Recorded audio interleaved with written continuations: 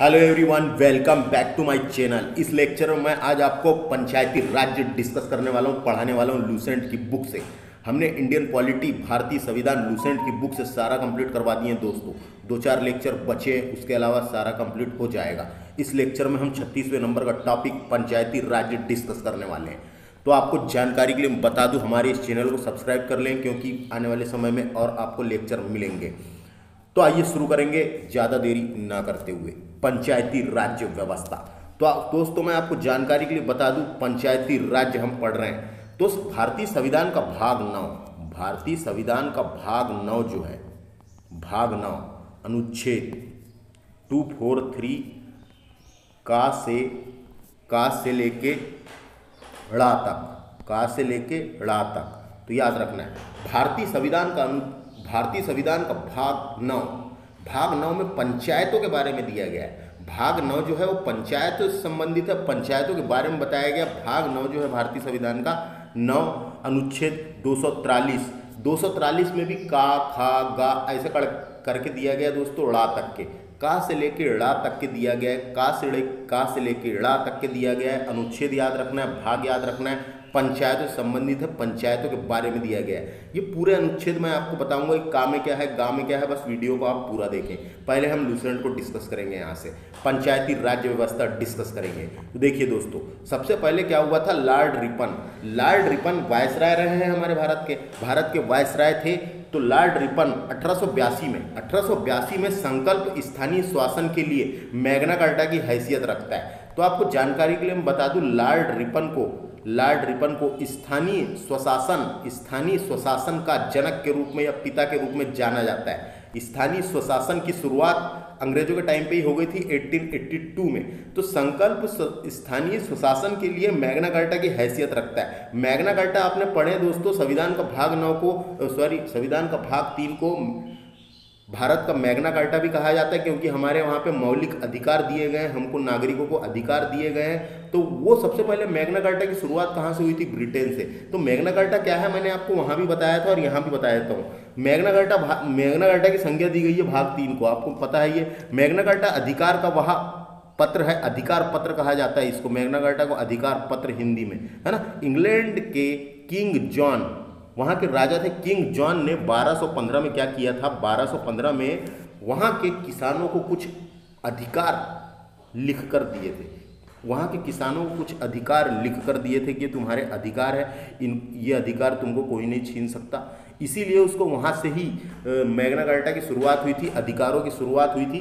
तो ये हैसियत रखता है स्थानीय स्वशासन में मैग्ना कार्टा की हैसियत रखता है। तो यहाँ से क्या क्वेश्चन आएंगे, लॉर्ड रिपन को मैग्ना कार्टा यानी लॉर्ड रिपन को स्थानीय स्वशासन का जनक के रूप में जाना जाता है। 1882 की बात है। रिपन को भारत में स्थानीय स्वशासन का पिता भी कहा जाता है, डायरेक्ट पूछ लिया जाता है, याद रखना है। पंचायती राज्य व्यवस्था का मूल उद्देश्य क्या है दोस्तों, पंचायती राज्य व्यवस्था क्यों लाई गई थी। तो पंचायती राज्य व्यवस्था का मूल उद्देश्य विकास की प्रक्रिया में, जो ग्राम स्तर पे, छोटे स्तर पे विकास की प्रक्रिया में जन भागीदारी को सुनिश्चित करना, जो लोगों की भागीदारी, जन भागीदारी, लोगों की भागीदारी को सुनिश्चित करना, तथा लोकतांत्रिक विकेंद्रीकरण को बढ़ावा देना। लोकतांत्रिक विकेंद्रीकरण, जो लोकतंत्र को मजबूत बनाना, नीचे स्तर पे, छोटे शहरों में। बड़े स्तर में तो मान लो था ही, बड़े स्तर में लोकसभा, राज्यसभा ये सब थी, बड़े स्तर पे लोकतंत्र अपना काम कर रहा था। लेकिन छोटे स्तर में लोकतंत्र को मजबूत बनाने के लिए, उसको बढ़ावा देने के लिए, उसको विकेंद्रीकरण करने के लिए, तो लोकतांत्रिक विकेंद्रीकरण को बढ़ावा देने के लिए नीचे छोटे स्तर पे, ग्राम स्तर, शहर स्तर, इस छोटे स्तर पे लोकतंत्र को सुनिश्चित करने के लिए, उनको बढ़ावा देने के लिए पंचायती राज्य व्यवस्था लाई गई थी। क्योंकि भारत का इतिहास पुराना उठा के देखेंगे तो पंचायतें गांव में पहले से ही चल रही थी, लेकिन उसी को लोकतांत्रिक विकेंद्रीकरण को बढ़ावा दिया गया। वो चुनाव के माध्यम से वहाँ जन भागीदारी को सुनिश्चित किया गया, इसीलिए उसे कहा गया। तो समझ में आ गया, पंचायती राज्य व्यवस्था का मूल उद्देश्य विकास की प्रक्रिया में जन भागीदारी को सुनिश्चित करना तथा लोकतांत्रिक विकेंद्रीकरण को बढ़ावा देना, इसका काम है। इसका अगर उद्देश्य पूछा जाएगा दोस्तों कभी, तो आपको यही लिखना है, यहाँ पे जो लिखा हुआ है। समझ में आ गया, यही लिखना है जो यहाँ पे लिखा हुआ है। समझ में आ गया आपको दोस्तों, यहाँ पे अगर कभी पूछा आपको पंचायती राज व्यवस्था का मूल उद्देश्य पूछा तो विकास की प्रक्रिया में जन भागीदारी को सुनिश्चित करना तथा लोकतांत्रिक विकेंद्रीकरण को बढ़ावा देना। पंचायती राज व्यवस्था ग्रामीण भारत की स्थानीय स्वशासन की प्रणाली है। पंचायती राज व्यवस्था क्या है? ग्रामीण भारत की, हमारा जो ग्रामीण गांव में, गांव से ही तो भारत बना हुआ है, तो ग्रामीण भारत की स्थानीय स्वशासन की प्रणाली है, जिसके तहत ग्राम स्तर, नगर पालिका, नगर स्तर, इसमें इस क्षेत्रों में, शहरी क्षेत्रों में स्वशासन चलाया जाता है। इस शहरी क्षेत्रों में, गांव क्षेत्रों में स्वशासन चलाया जाता है, शासन चलाया जाता है, शासन कायम रहे, शासन चलाया जाता है। उसी प्रकार पंचायती राज्य संस्थानों के माध्यम से ग्रामीण और शहरी क्षेत्रों में हम शासन चलाते हैं। तो उसके बारे में हम यहाँ पर पढ़ेंगे दोस्तों, है ना, जिससे लोगों को, जिससे इन संस्थानों के काम करने से पंचायती राज व्यवस्था लोगों को आर्थिक सहायता मिल सके, सामाजिक न्याय को मजबूत कर सके, मजबूती प्रदान की सके, और केंद्र सरकार की जो योजना है उसको नीचे स्तर तक लागू कर सके। यहाँ समझ में आ गया? आगे चलेंगे हम। पंचायती राज्य व्यवस्था का शुभारंभ स्वतंत्र भारत में हुआ था सबसे पहले। तो पंचायती राज्य व्यवस्था का शुभारंभ स्वतंत्र भारत में 2 अक्टूबर 1959 को भारत के प्रथम प्रधानमंत्री जवाहरलाल नेहरू द्वारा राजस्थान के नागौर जिले से हुआ था। डायरेक्ट क्वेश्चन आता है, भारत में पंचायती राज्य व्यवस्था कहाँ शुरुआत हुई? राजस्थान के नागौर जिले से शुरुआत हुई थी। प्रथम प्रधानमंत्री पंडित जवाहरलाल नेहरू ने किया था। तारीख भी याद रख लो, गांधी जयंती 2 अक्टूबर 1959 को इसकी शुरुआत हुई थी दोस्तों। 2 अक्टूबर 1959 है ना, 1959 है, सन आपको याद रहना चाहिए, ये पेपर में आता है। तो पंचायती राज्य व्यवस्था की शुरुआत भारत में 2 अक्टूबर 1959 को भारत के प्रथम प्रधानमंत्री जवाहरलाल नेहरू के द्वारा राजस्थान के नागौर जिले में किया गया था। नागौर जिले में हुआ था ये, राजस्थान और नागौर जिले भी आपको याद रखना है। उसके बाद क्या हुआ? राजस्थान के बाद 2 अक्टूबर के बाद 11 अक्टूबर 1959 को पंडित जवाहरलाल नेहरू ने आंध्र प्रदेश में पंचायती राज व्यवस्था का शुभारंभ किया। तो सबसे पहले काम हुआ राजस्थान में 2 तारीख को, 2 अक्टूबर 1959 को। उसके बाद 11 अक्टूबर 1959 को पंडित नेहरू ने आंध्र प्रदेश में पंचायती राज व्यवस्था की शुरुआत की। पहला राजस्थान, दूसरा आंध्र प्रदेश, याद रखना है। पंचायत को यदि किसी विधि के अधीन पहले ही विघटित कर दिया जाता तो उसकी अवधि अपने प्रथम अधिवेशन के नियम तारीख से 5 वर्ष तक बनी होगी। तो पंचायत राज्य व्यवस्था का कार्यकाल कितना होता है? 5 वर्ष। ये किस में लिखा हुआ है? अनुच्छेद 243 के डा में लिखा हुआ है दोस्तों, डा में। तो ये पूरे अनुच्छेद में बताऊंगा, का, खा, गा सब में क्या लिखा हुआ है, लेकिन ये पूछा जाता है इसलिए याद रखना है। कार्यकाल 5 वर्ष का होगा पंचायती राज्य का, किस में लिखा है? डा में, है ना। तो अभी इसको आगे हम देखेंगे, देखते हैं। पहले यहाँ से देखिए, यदि किसी पंचायत को समय के पूर्व ही विघटित कर दिया जाता है, मान लो समय के पहले ही कोई पंचायत भंग हो जाती है, तो उसका निर्वाचन 6 महीने के भीतर की अवधि के लिए कराया जाता है। 6 महीने के अंदर चुनाव कराना जरूरी है, ये याद रखना है। 6 महीने के अंदर, मान लो कोई पंचायत भंग हो गई तो 6 महीने के अंदर चुनाव कराना जरूरी है। किंतु यदि पंचायत ऐसे समय तक विघटित की जाती है जब उसकी अवधि 6 महीने से कम बची हो, मान लो पंचायत भंग होने वाली है लेकिन उसकी अवधि 6 महीने से कम बची हो, तो शेष अवधि के लिए निर्वाचन करना जरूरी नहीं होगा। तो 6 महीने के लिए निर्वाचन करना जरूरी नहीं होगा, ये बताया गया। मान लो 6 महीने ही बचा है अवधि को, यानी उनका कार्यकाल समाप्ति होने वाला था लेकिन 6 महीने के पहले ही भंग हो गई, तो 6 महीने को जरूरी नहीं होगा, ये बताया गया। समझ में आ गया आपको? अनुच्छेद 243 के 4 में क्या किया गया है? अनुसार पंचायती राज्य का सदस्य बनने के लिए न्यूनतम आयु 21 वर्ष है दोस्तों। पंचायती राज्य यानी आपको पंच और सरपंच के लिए खड़ा होना है, तो उसके लिए आपको चुनाव के उम्मीदवार बनना है, तो उसके लिए न्यूनतम आयु कितनी रखी गई है? 21 वर्ष। अगर आप 21 वर्ष हो गए हैं तो सरपंच के लिए आप अपने यहाँ खड़े हो सकते हैं। पंचायत का सदस्य बनने के लिए यानी पंच बनने के लिए भी आप वहाँ खड़े हो सकते हैं। ये बताया गया अनुच्छेद 243 के 4 में दोस्तों, 4, है ना। तो अभी ये पूरे अनुच्छेद को एक बार फिर से हम पढ़ेंगे। देखो यहाँ पे, अब पंचायती राज्य व्यवस्था की भारत में शुरुआत हो गई थी, तो उसको सुधार करने के लिए कुछ गठित समितियां, तो उसको सुधार के लिए कुछ समितियां बनाई गई थी कि और उसको कैसे अच्छा बनाया जा सके। तो सबसे पहले क्या हुआ दोस्तों? बलवंत राय मेहता समिति। डायरेक्ट क्वेश्चन आता है, बलवंत राय मेहता समिति का गठन कब किया गया था? 1957 में। 57 बलवंत राय मेहता समिति का गठन किया गया था। इसने त्रिस्तरीय पंचायती राज्य व्यवस्था की शुरुआत की थी। इसने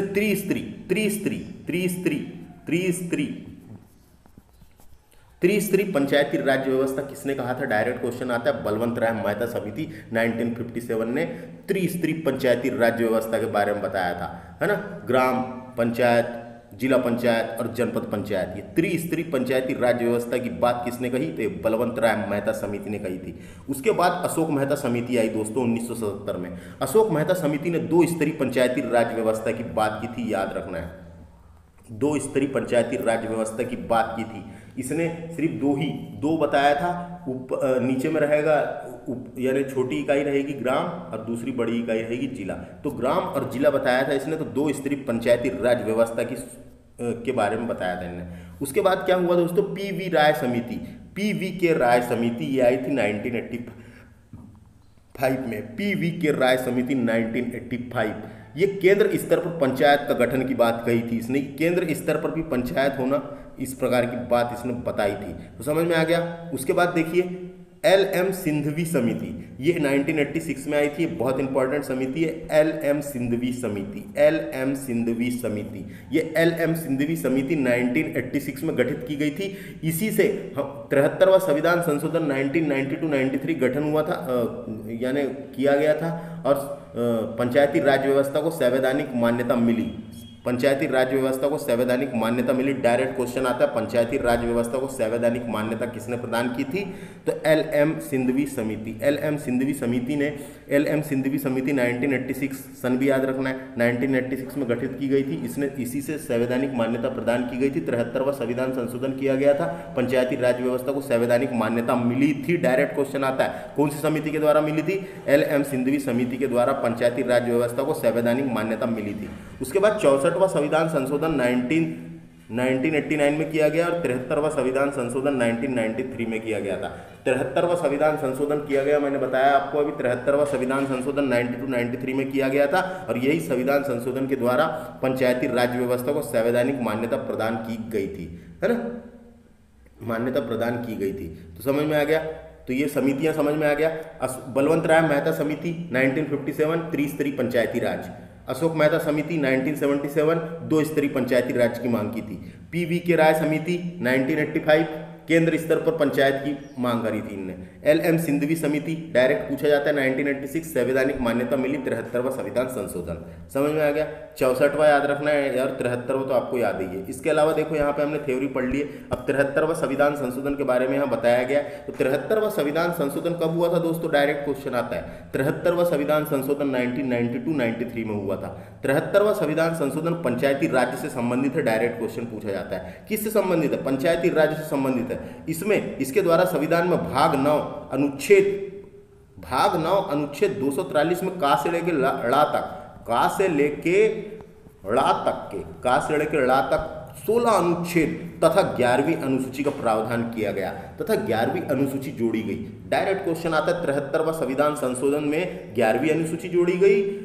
संविधान में भाग 9 अनुच्छेद 243 में का से लेकर ड़ा तक के 16 अनुच्छेद जोड़े गए। ये 16 अनुच्छेद कौन से हो गए? 16 वही जो का, खा, गा, ड़ा है ना, तो ऐसा ड़ा तक के 16 अनुच्छेद जोड़े गए। तो 73वां संविधान संशोधन का संबंध है पंचायती राज्य से, याद रखना है। एक नोट लिख रखा है, इसको देखते हैं।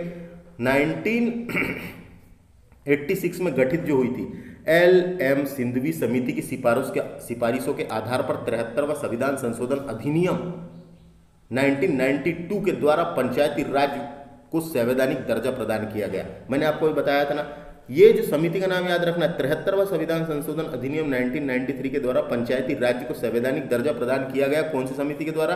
एल.एम. सिंघवी समिति की सिफारिशों के आधार पर 1986। आगे समझ।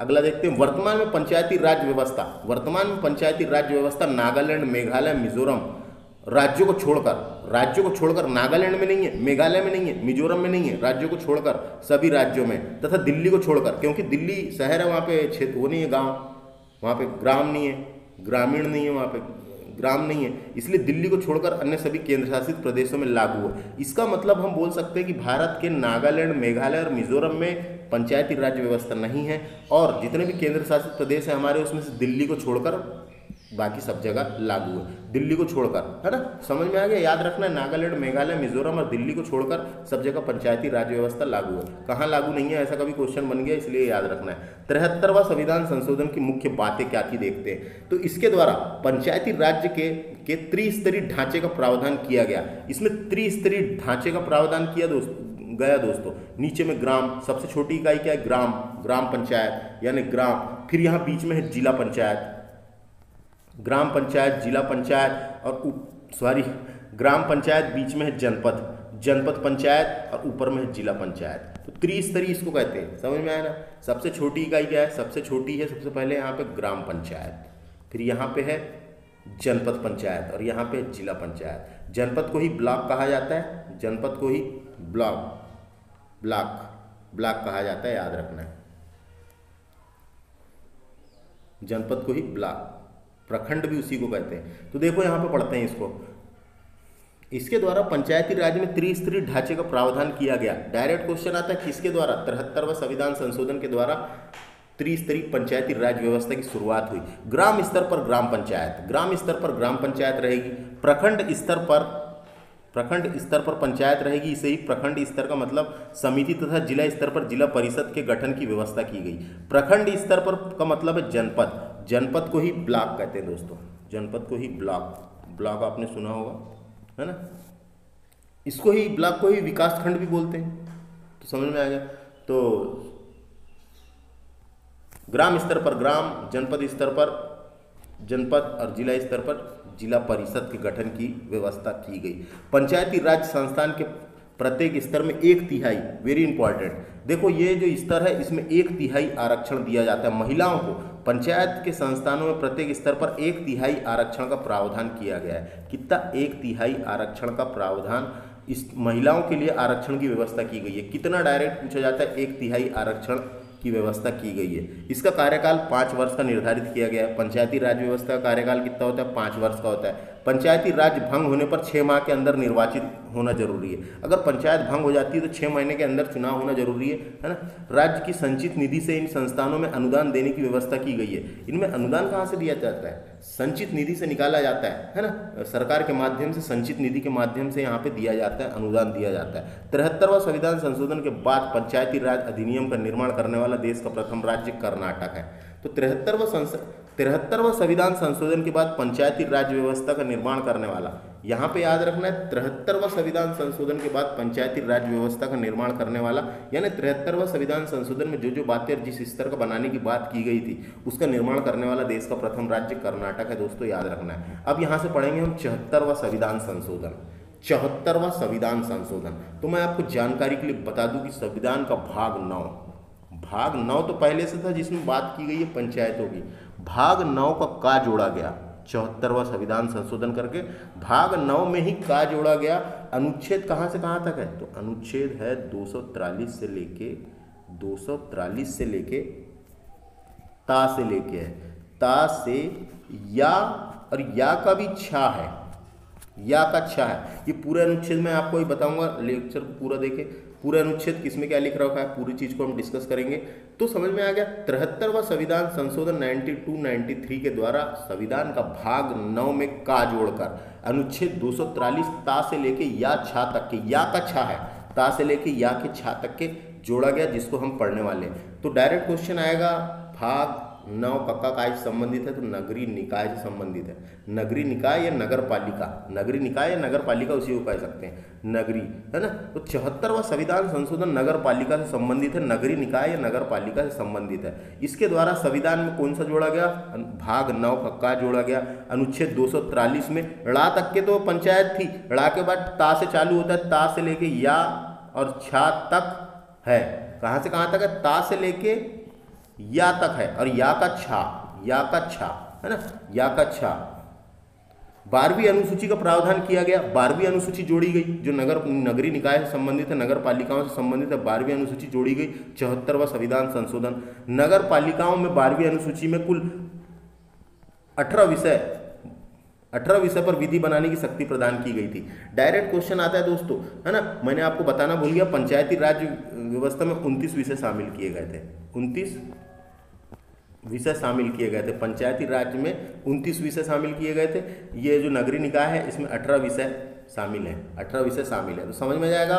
74वां संविधान संशोधन भाग 9 का यह अनुच्छेद याद रखो, 12वीं अनुसूची जोड़ी गई, 18 विषय शामिल है। 74वां संविधान संशोधन की मुख्य बातें देख लेते हैं। यहाँ क्या मुख्य बातें, तो नगर पालिकाओं में महिलाओं को 1/3 भाग पर आरक्षण दिया जाएगा।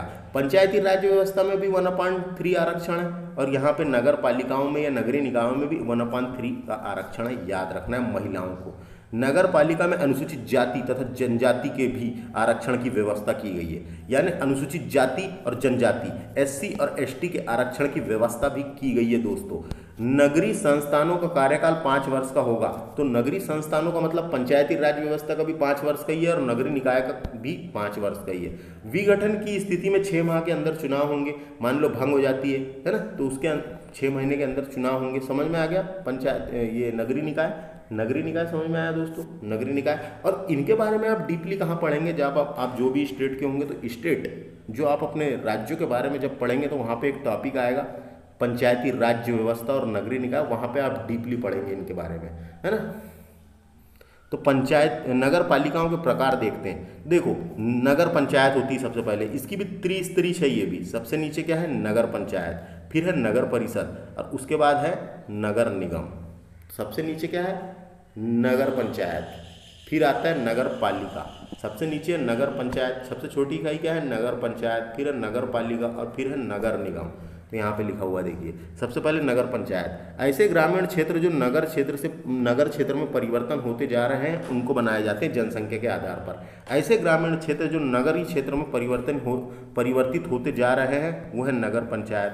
फिर नगर परिषद, इसे नगर पालिका भी कहते हैं। छोटे नगर क्षेत्र के लिए, जो छोटे नगर क्षेत्र होते हैं वहाँ बनाए जाते हैं, है ना।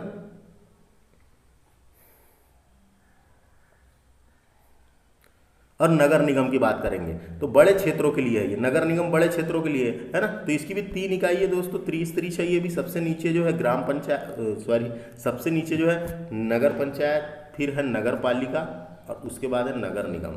एक नोट लिख रखा है, इसको देखते हैं। नगर निगम की स्थापना भारत में जो है, नगर निगम की सर्वप्रथम स्थापना मद्रास में हुई थी, अंग्रेजों के टाइम पे ही हो गई थी।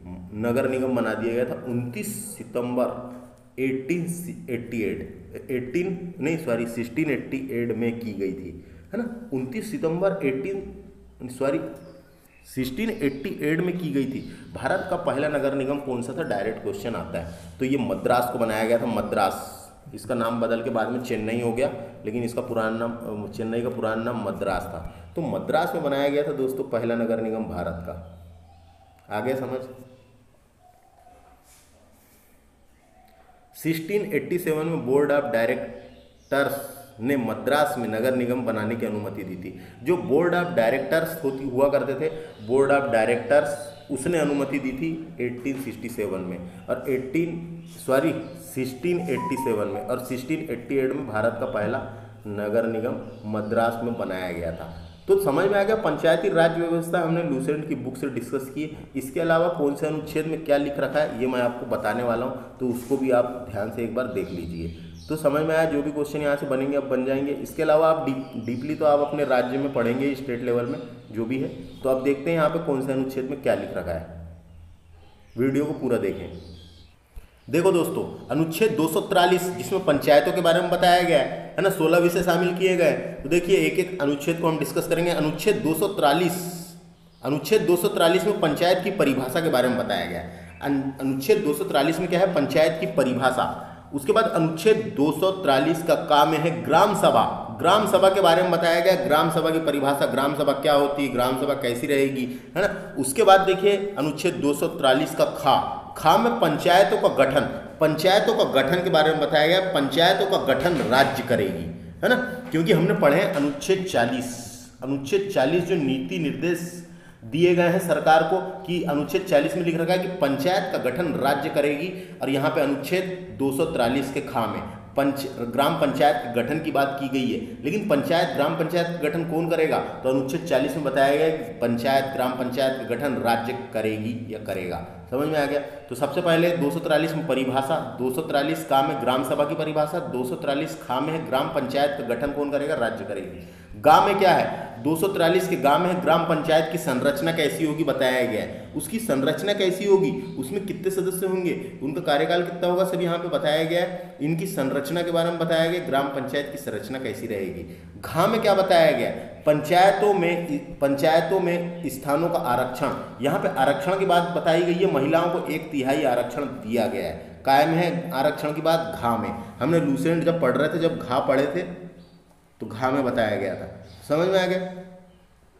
घा में क्या है, अनुच्छेद 243 के घा में महिलाओं को 1/3 आरक्षण दिया जाएगा। किसमें बताया गया, घा में, महिलाओं को 1/3 आरक्षण।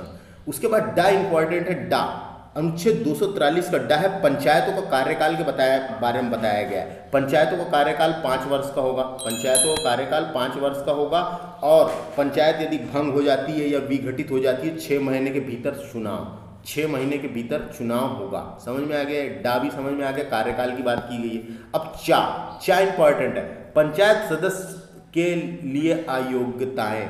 क्या योग्यताएं हैं पंचायत का सदस्य बनने के लिए, क्या अयोग्यताएं बताई गई है, उनको क्या सकती है। तो 21 वर्ष से हमने पढ़े, पंचायत का सदस्य बनना है, सरपंच या पंच के लिए आपको चुनाव में उम्मीदवार बनना है, खड़ा होना है, फॉर्म भरना है, तो 21 वर्ष चाहिए उसकी उम्र।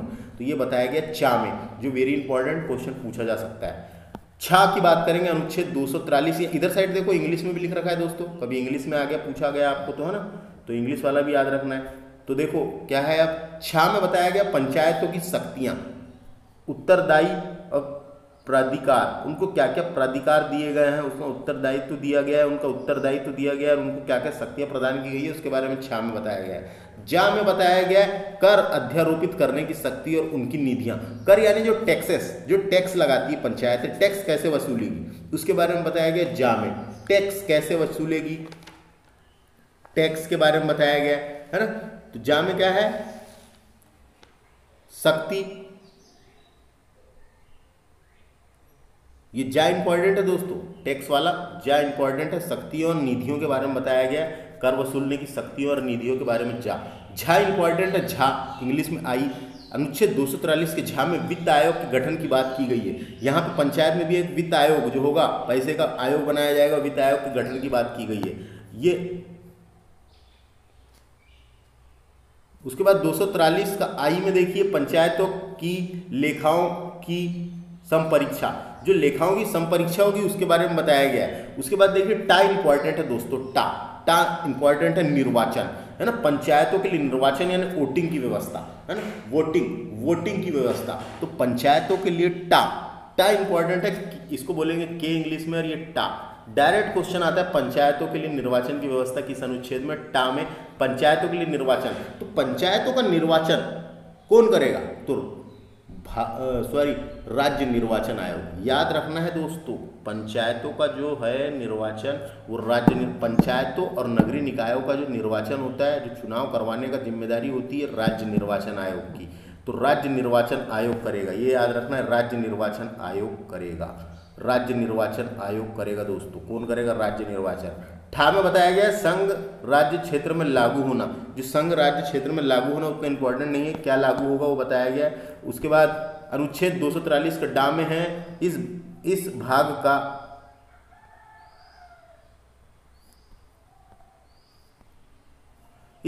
का कपी क्षेत्रों में लागू ना होना, इस भाग का कपी क्षेत्रों में लागू ना होना वो बताया गया दोस्तों।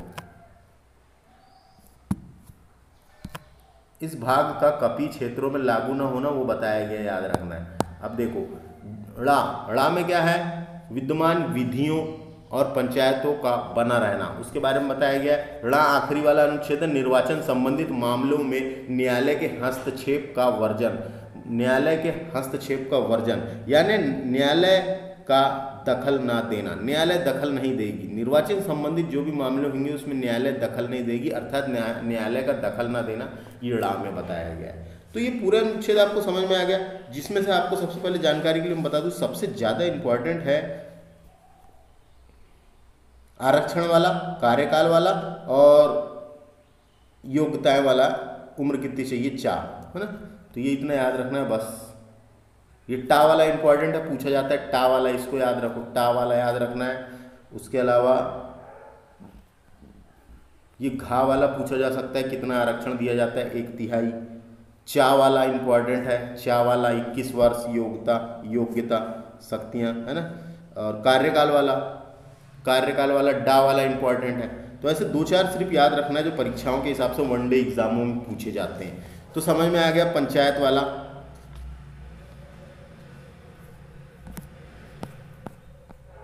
ये 73वां संविधान संशोधन दोस्तों 24 अप्रैल 1993 की बात है। 24 अप्रैल 1993 में लागू हुआ था। इसी कारण 24 अप्रैल को राष्ट्रीय पंचायती दिवस के रूप में मनाया जाता है। डायरेक्ट क्वेश्चन आता है, याद रखना है। 24 अप्रैल को राष्ट्रीय पंचायती दिवस के रूप में मनाया जाता है। 24 अप्रैल को राष्ट्रीय पंचायती दिवस के रूप में मनाया जाता है, इतना याद रखो, पेपर में पूछ लिया जाता है। अब हम डिस्कस करते हैं, नगर पालिकाओं वाला डिस्कस कर लेते हैं।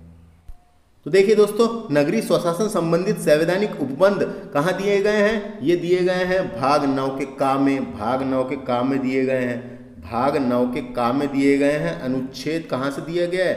243